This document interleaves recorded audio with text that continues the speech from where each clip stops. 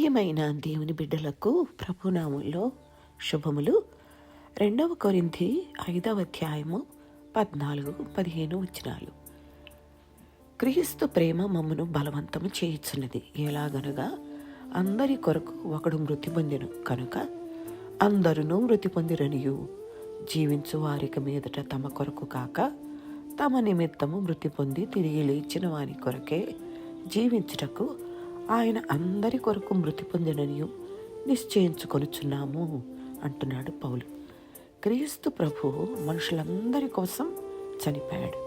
వారి పాపాల మూలంగా వారంతా చనిపోవలసి ఉంది, కానీ వారి స్థానంలో ఆయన చనిపోయాడు. అందువల్ల క్రీస్తు ప్రభువు చనిపోయినప్పుడు దేవుని దృష్టిలో అందరూ చనిపోయారు. మానవ జాతి ప్రతినిధికి ఏమి జరిగిందో మానవ జాతి అంతటికీ అదే జరిగినట్టు లెక్క.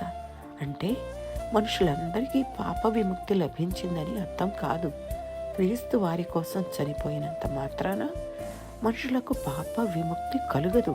వారు దేవునితో సఖ్యపడాలి.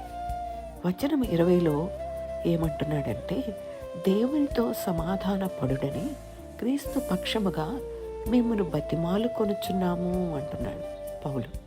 అంటే దేవునితో మనం సమాధాన పడాలి. మనం ఇప్పటి వరకు ఎలాగున్నాము?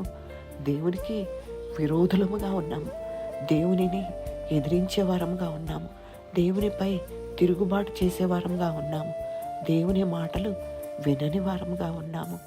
అంటే దానిని బట్టి దేవునితో మనకు సమాధానం లేదని అర్థము. మరి దేవునితో సమాధాన పడడం అంటే ఏమిటి?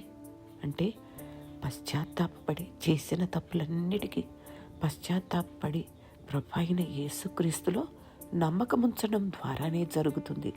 యోహాను సువార్త 3:36లో ఏమంటున్నాడు?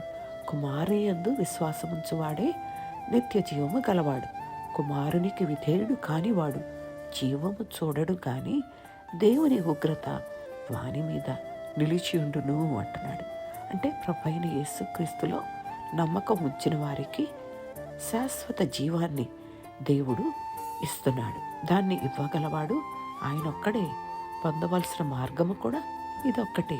ఇంతకంటే శాశ్వత జీవం పొందడానికి అవకాశమే లేదు, వేరొక మార్గం లేదు.